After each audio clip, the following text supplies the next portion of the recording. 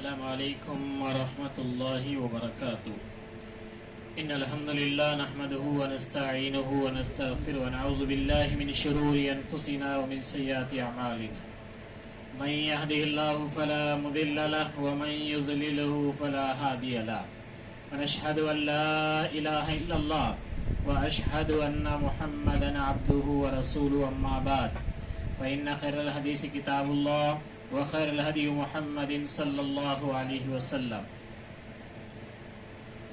معزز سامعین اکرام، میری اسلامی دینی ماں اور بہنوں، اللہ رب العالمین کا بے انتہا فضل و کرم ہے کہ اللہ رب العالمین نے مجھے اور آپ کو اپنی بندگی کے لیے چنا۔ روئے زمین میں اللہ رب العالمین کی بے شمار مخلوقات ہیں، اسی میں سے بے شمار اللہ کے بندے بھی ہیں۔ ان کے باوجود بھی اللہ رب العالمین نے کئیوں کو اپنی بندگی کی توفیق نہیں دی، بلکہ مجھے اور آپ کو اگر اپنی عبادت کے لیے چنا ہے تو اس پر بھی ہمیں اللہ کا شکر ادا کرنا چاہیے۔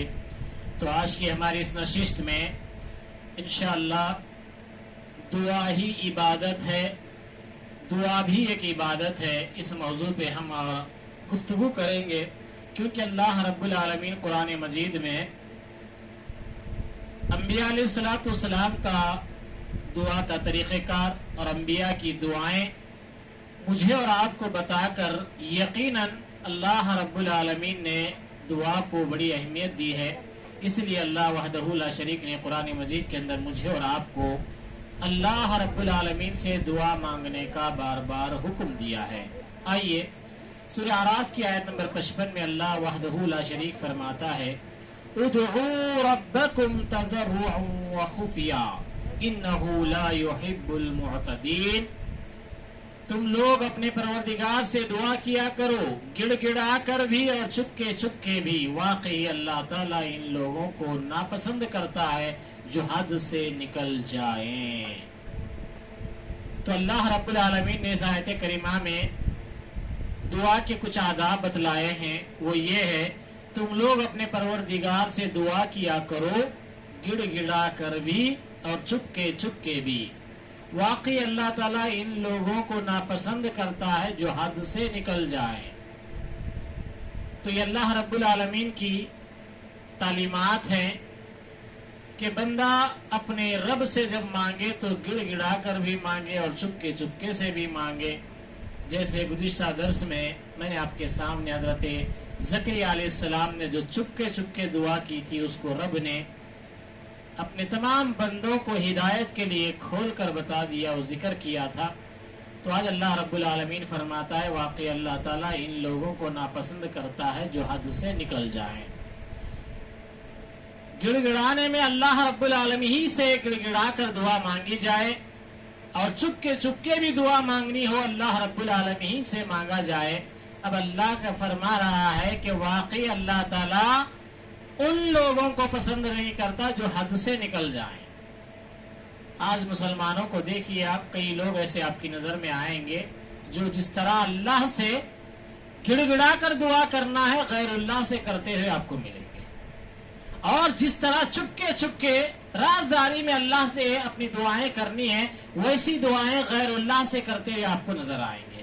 تو اللہ رب العالمین کہہ رہا ہے یہ عبادت ہے میری، میں حکم دے رہا ہوں کہ مجھ سے گڑ گڑا کر بھی مانگو اور چپکے چپکے بھی مانگو۔ اگر یہ کام کسی اور کے لیے کسی نے کیا تو اللہ رب العالمین کہہ رہا ہے کہ یہ حد سے گزر جانے والے ہیں، یہ حد سے گزر جانے والے ہیں۔ ایسے لوگوں سے اللہ تعالی محبت نہیں کرتا اور نہ ہی ان کو پسند کرتا ہے۔ آج بدقسمتی سے مسلمانان عالم کے اندر بہت سے لوگ ایسے ملیں گے جن کو اللہ ناپسند کرتا ہے۔ تو لہذا ہمیں کرنا کیا ہے؟ جو اللہ رب العالمین سے گڑ گڑا کر دعا کرنی ہے وہی دعا اللہ رب العالمین کے علاوہ کسی اور سے نہیں کرنی ہے۔ تو سورہ بنی اسرائیل کے اندر اللہ رب العالمین آیت نمبر 80 میں فرماتا ہے وَقُلْ رَبِّ ادْخِلْنِي مُدْخَلَ صِدْقٍ وَأَخْرِجْنِي مُخْرَجَ صِدْقٍ وَاجْعَلْنِي مِن لَّدُنكَ سُلْطَانًا نَصِيرًا۔ اور دعا کیا کریں کیا بول کر یہ بول کر دعا کرو اللہ رب العالمین سے کہ اے میرے پروردگار مجھے جہاں لے جا اچھی طرح لے جا اور جہاں سے نکال اچھی طرح نکال اور میرے لیے اپنے پاس سے غلبہ اور امداد مدد عطا فرما مقرر فرما۔ تو اللہ رب العالمین بتلا رہا ہے کہ تم دعا کیا کرو ایسے کہ اے میرے پروردگار مجھے جہاں لے جا اچھی طرح لے جا اور جہاں سے نکال اچھی طرح نکال۔ ہمارے پاس دعا نہیں ہوتی، کیا ہوتا ہے؟ گھر سے نکلے تھے بلی آڑے آ گئی، اب کام نہیں بنتا ہمارے پاس۔ اللہ دعا سکھا رہا ہے کہ رب سے کیسے دعا کرنا ہے، جہاں سے تم نکل رہے ہو تبھی رب سے کیا دعا کرنا کہنا۔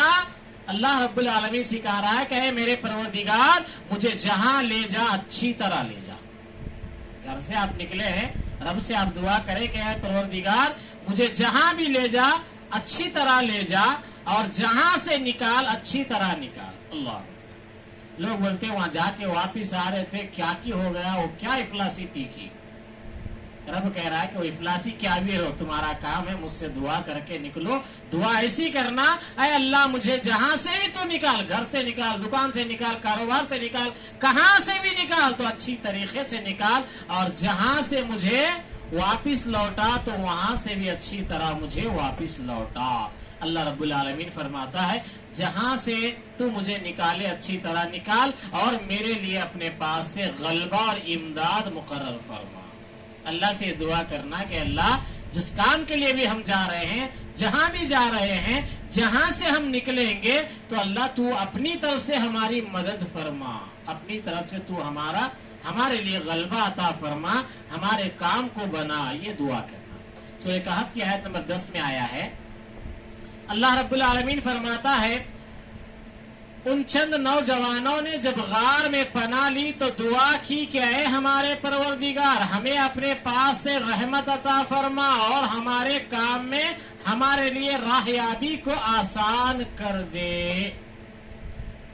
اللہ اکبر۔ اللہ رب العالمین نے سورہ کہف کے اندر جو ذکر کیا، کچھ نوجوان جو ہے بستی سے نکل کر اللہ رب العالمین کے دین کا کام کرنے کے لیے نکلے، وہ لوگ جا کر غار میں چھپے، لوگوں سے بچنے کے لیے غار میں چھپے۔ تو اللہ رب العالمین فرماتا ہے ان لوگوں نے غار میں پناہ لی تو دعا کی، کیا کہہ کر اے ہمارے پروردگار ہمیں اپنے پاس سے رحمت عطا فرما۔ رحمت کسی لڈو کا نام نہیں ہے، رحمت ہماری ہر ضرورت کا نام ہے۔ اسی لیے رب ذوالجلال فرماتا ہے کہ ان لوگوں نے دعا کی کہ اے ہمارے پروردگار تو ہمیں اپنے پاس سے رحمت عطا فرما اور ہمارے کام میں ہمارے لیے راہیابی کو آسان کر دے۔ تو انہوں نے کسی کام کے لیے نکلے، وہاں غار میں رکے، اپنے رب سے دعا کی تو رب ان کی دعا ہم کو بتا رہا ہے، اس لیے کہ تمہارا بھی یہی انداز ہونا، کہیں بھی تم کام کے لیے جاؤ، کسی جگہ پہ رکو تو اپنے رب سے اس طرح دعا کرنا، کیا کہہ کر کہ ان لوگوں نے کہا کہ ہمارے پروردگار ہمیں اپنے پاس سے رحمت عطا فرما اور ہمارے کام میں ہمارے لیے تو راہیابی آسانی عطا فرما دے۔ سورہ مریم کی آیت نمبر 3 میں آیا ہے اذ نادى ربه نداء خفيا، جب اس نے اپنے رب سے چپ کے دعا کی تھی۔ رب کہہ رہا ہے کہ دعا کرنے کے جیسے پہلی آیت میں آداب بتائے گئے کہ چپ کے بھی دعا کرنا اللہ کو بڑا پسندیدہ ہے۔ تو اس طرح مجھے اور آپ کو چاہیے کہ اپنی دعائیں کچھ چپ کے سے بھی رب سے کریں، کچھ جو ہے گڑ گڑا کر بھی رب سے کریں۔ سورہ مریم کی آیت نمبر 19 میں جو کل بھی یہ بات آپ کے سامنے آئی تھی کہ اے میرے پروردگار میری ہڈیاں کمزور ہو گئی ہیں، یعنی بندہ اپنی کمزوریاں بھی اپنے رب کے سامنے رکھ کے دعا کر سکتا ہے کہ اللہ یہ کام کے بارے میں مجھے علم نہیں ہے، تو جانتا ہے، لہذا یہ کام میرے لیے اچھا ہے تو آسان کر دے، یا نہیں ہے تو تو مجھے اس کام کے نقصان سے بچا لے، ایسی دعا کرنی چاہیے۔ تو اللہ رب العالمین نے کل کے اس درس میں بھی یہ بات مجھے اور آپ کو بتائی۔ سورہ طٰہٰ کی آیت نمبر 114 میں آیا ہے پس اللہ تعالیٰ عالی شان سچا اور حقیقی بادشاہ ہے، تو قرآن پڑھنے میں جلدی نہ کر، اس سے پہلے کہ تیری طرف جو وحی کی جاتی ہے وہ پوری طرح کی جائے، ہاں یہ دعا کر کے پروردگار میرا علم بڑھا۔ लोग चाहते, कुछ हुफ्फाज भी चाहते कि मैं जल्दी अच्छी तरह याद कर लूं, मैं जल्दी खत्म कर दूं, ये जज्बा होता। तो अल्लाह रब्बुल आलमीन अपने नबी सल्लल्लाहु अलैहि वसल्लम से फरमा रहा है, बस अल्लाह अली शान वाला है, सच्चा और हकीकी बादशाह है, तो कुरान पढ़ने में जल्दी ना कर। यहाँ शुरू हुआ तो पूरे थर्ड गियर में डाल के गाड़ी निकालते हैं हमारे हाफिज साहब। मस्जिदों में जाके देखिए, यालमून तालमून यालमून तालमून नहीं सुने आता, वो क्या पढ़ रहे वो समझ में नहीं आता। तो अल्लाह रब्बुल आलमीन अपने नबी को कह रहा है कि जब आप कुरान पढ़ने लगे तो जल्दी ना करें, जल्दी ना करें, इससे पहले कि तुम्हारी तरफ जो वही की गई है, की जाती है, वो पूरी की जाए। हाँ, ये दुआ करे कि परवरदिगार मेरा इल्म बढ़ा दे। तो मुसलमानों को भी चाहिए कि जो वो पढ़ रहे हैं उसको पूरी तरह समझ लें, अल्लाह ने इसको क्या नाजिल किया है ये उनको मालूम हो जाए। अल्लाह रब्बुल आलमीन फरमाता है पूरी की जाए। हाँ, ये दुआ करिए कि परवरदिगार मेरा इल्म बढ़ा।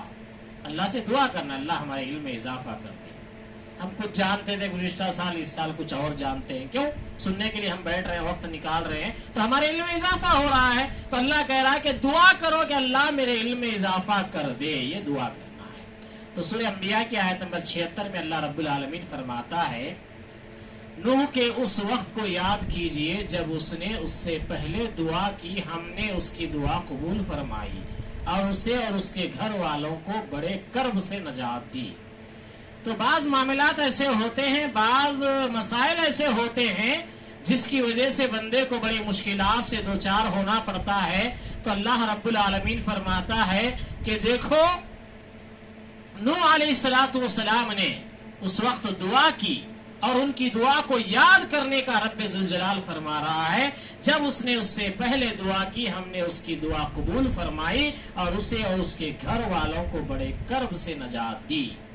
तो आप और मैं ही नहीं रहते, घर वाले भी साथ रहते हैं। तो अल्लाह रब्बुल आलमीन एक पैगंबर का तस्करा करके फरमा रहा है कि तुम जब भी दुआ करो तो अपने अहले खानदान के लिए भी दुआ किया करो, अपने घर वालों के लिए भी दुआ किया करो। इसलिए कि अल्लाह रब्बुल आलमीन ने हजरत नूह अलैहिस्सलाम ने जब दुआ की तो उनकी दुआ को कबूल फरमाया, और जब दुआ कबूल फरमाई तो रब्बे जुल जलाल फरमाता है हमने उनकी दुआ को कबूल किया।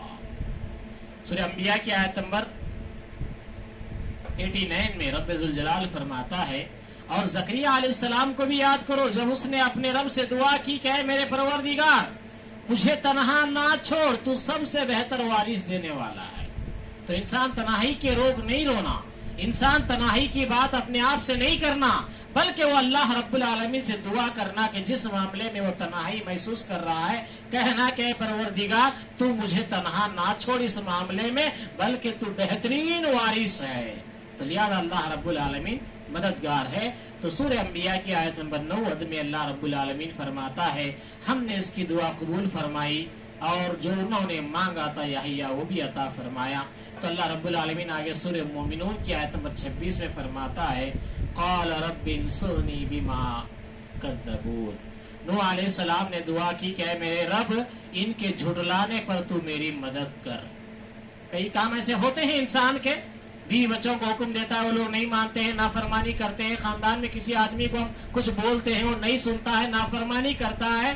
तो अल्लाह रब्बुल आलमीन सूरह मोमिनून के अंदर आयत नंबर 26 में फरमाता है नूह अलैहिस्सलाम ने दुआ की कि मेरे रब इनके झुठलाने पर तू मेरी मदद कर। जबकि आप अच्छी बात बोल रहे हो, जबकि आप अच्छा काम उनको बता रहे हो, इसके बावजूद वो आपको झुठलाए तो आप मायूस ना हो, आप रब से ये दुआ करें कि मेरे परवरदिगार इनके झुठलाने पर तू मेरी मदद कर। अक्सर लोग होते ना कि बात मेरी नहीं सुनते, मेरे बच्चे मेरी बात नहीं सुनते, मेरे घर वाले मेरी बात नहीं सुनते, इस बात से लोग जो है मायूस हो जाते हैं।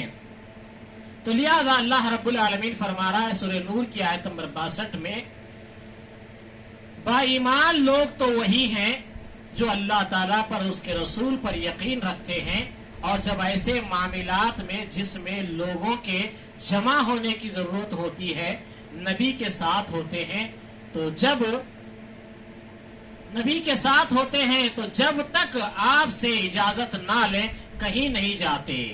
تو نبی کریم صلی اللہ علیہ وسلم کے صحابہ کا تذکرہ ہو رہا ہے کہ ایمان والے لوگ تو ایسے ہوتے ہیں، اللہ تعالیٰ پر اور اس کے رسول پر جو ایمان رکھتے ہیں، یقین رکھتے ہیں، جب ایسے معاملات میں جس میں لوگوں کو جمع ہونے کی ضرورت ہوتی ہے نبی کے ساتھ ہوتے ہیں، تو جب تک آپ اسے اجازت نہ دیں وہ نہیں جاتے۔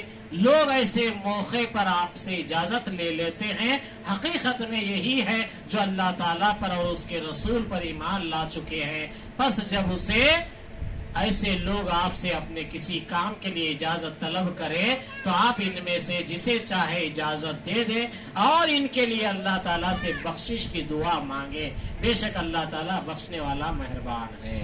تو اللہ کے نبی صلی اللہ علیہ وسلم کے دور میں نبی کریم صلی اللہ علیہ وسلم اپنے صحابہ کو کسی کام کے لیے روکتے تھے، آپ لوگ رکو، جمع ہو جاؤ، کچھ نصیحتیں کرنی ہوتی تھی، کچھ جنگ کے میدان کے لیے ان کو تیار کرنا ہوتا تھا، کچھ اور معاملات کے لیے ان کو تیار کرنا ہوتا تھا، تو اللہ کے نبی صلی اللہ علیہ وسلم صحابہ کو روک لیتے تھے، جیسے آج میں آپ کو روکا ہوں تاکہ دین کی بات سنیں۔ تو اس طرح جب روکا جائے تو رکنا یہ کیا ہے؟ اللہ اس کے رسول کے دین پر، اللہ اس کے رسول کے دین کی مدد کے لیے جب رکا دیا جائے تو رکنا یہ اللہ اس کے رسول پر ایمان لانے والوں کی علامت ہے۔ اور اللہ رب العالمین آخر میں کہتا ہے جب ایسے لوگ کسی ارجنٹ کام کی وجہ سے اجازت مانگ لیں، اگر وہ چلے جائے تو آپ ان کو اجازت دے دیجئے۔ یا ہم کیا بولتے ہیں، انہوں بولتے رہتے چلو اٹھ کے نکلو، ہمارا کام دیکھ لیں گے، بہت کام آئے جی اماں، ہم یہ سمجھ کے اٹھ کے چل جاتے ہیں۔ رب کہہ رہا ہے کہ تمہارے لیے جب بولتے نا مول صاحب ذرا دعا کرنا، وہ دعا قبول ہونا، بولتے یہ فارملٹی پوری کرنا۔ آپ جب آپ کو بولا گیا ہے کہ تراویح کے بعد درس ہو رہا ہے تو آپ کا کام ہے آپ رکے رہنا، کسی چیز کی ایسی مجبوری ہے، اگر آپ وہ مجبوری کسی کو سنا کر چل جاتے ہیں تو اللہ کے نبی صلی اللہ علیہ وسلم کا طریقہ رب یہ کہہ رہا ہے کہ جب وہ اجازت طلب کرتے ہیں تو آپ ان میں سے جسے چاہے اجازت دے دیں اور ان کے لیے اللہ تعالیٰ سے بخشش کی دعا مانگے۔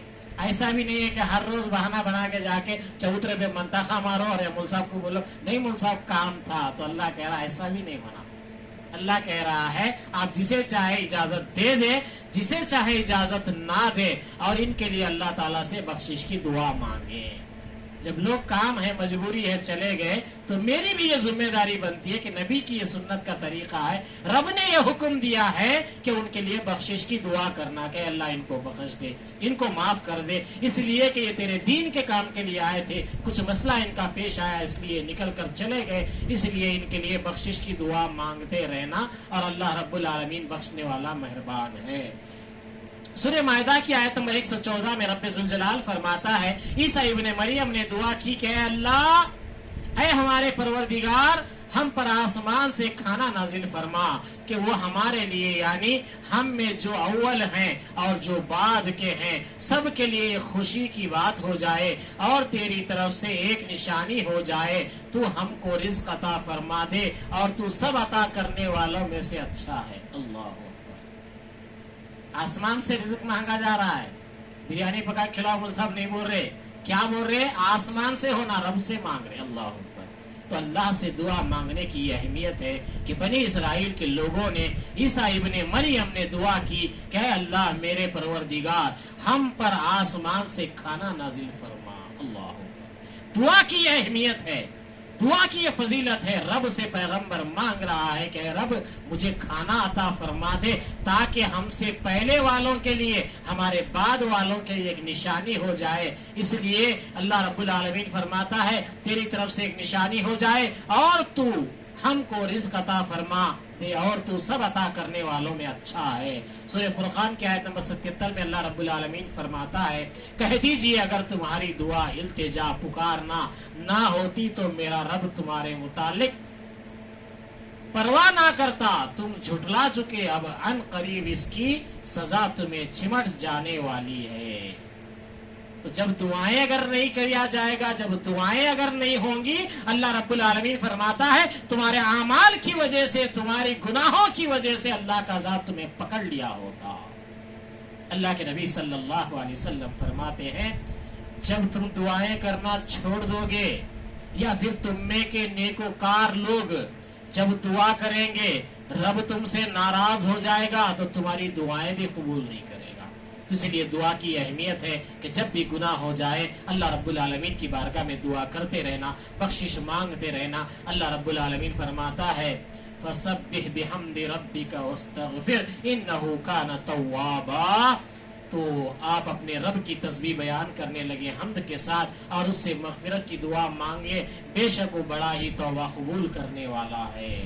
نبی کریم صلی اللہ علیہ وسلم کو اللہ رب العالمین آخر میں کہتا ہے اے نبی، آپ کی آخر کی زندگی کا یہ معاملہ ہے تو ہم آپ کو حکم دیتے ہیں آپ اپنے رب کی تسبیح بیان کریے اور حمد کے ساتھ کریے، تعریف کے ساتھ کریے اور اس سے مغفرت کی دعا مانگیے، بے شک وہ بڑا ہی توبہ قبول کرنے والا ہے۔ نبی کو یہ تعلیم دی جا رہی ہے تو مجھے اور آپ کو ظاہر سی بات ہے کہ ہم زیادہ توبہ استغفار کریں۔ تو اللہ کے نبی صلی اللہ علیہ وسلم کی حدیث سنا کر میں اپنی بات کو ختم کرتا ہوں۔ سلسلۃ السیاح کے اندر حدیث ہے 2814 پر۔ عبداللہ ابن عمر بن عاص رضی اللہ تعالیٰ عنہ راوی ہیں، وہ کہتے ہیں کہ رسول اللہ صلی اللہ علیہ وسلم نے فرمایا یقیناً ایمان تمہارے اندر اس طرح بوسیدہ ہو جاتا ہے جس طرح کپڑا بوسیدہ ہو جاتا ہے۔ اس لیے اللہ تعالیٰ سے دعا کیا کرو کہ وہ تمہارے دلوں میں ایمان کی تجدید کرتا رہے، تمہارے دلوں میں ایمان کو بڑھاتا رہے۔ یہ دعا کرنا ہے اللہ سے۔ اللہ کے نبی صلی اللہ علیہ وسلم فرماتے ہیں جس طرح تمہارا کپڑا پہن کر پرانا ہو جاتا ہے، تمہارا کپڑا جس طرح گھٹ جاتا ہے، گل جاتا ہے، اسی طرح تمہارا ایمان بھی گلتا ہے۔ جب نیکیاں نہیں کریں گے، جب مساجد سے نہیں جڑیں گے، جب درس و تدریس میں نہیں بیٹھیں گے تو ہمارا ایمان بھی گھٹ جاتا ہے۔ اسی لیے اللہ کے نبی فرماتے ہیں اللہ سے دعا کیا کرو کہ اللہ ہمارے دلوں میں جو ایمان ہے اس ایمان کو بڑھا دے، اس ایمان کی تو تجدید کر دے، اس کے اندر برکت عطا فرما دے۔ تو اللہ رب العالمین سے دعا ہے اللہ رب العالمین ہم تمام کو کہنے سننے سے زیادہ عمل کی توفیق نصیب فرمائے۔ اللہ تعالی ہمارے معاشرے کے اندر جو بگاڑ ہے اللہ اس بگاڑ کو ختم کر کے ہمیں غیر اللہ سے بچا کر اللہ سے دعا کرنے والے بنائے، آمین یا رب العالمین۔ سبحان ربک رب العزت عما یصفون والسلام علی المرسلین والحمد للہ رب العالمین۔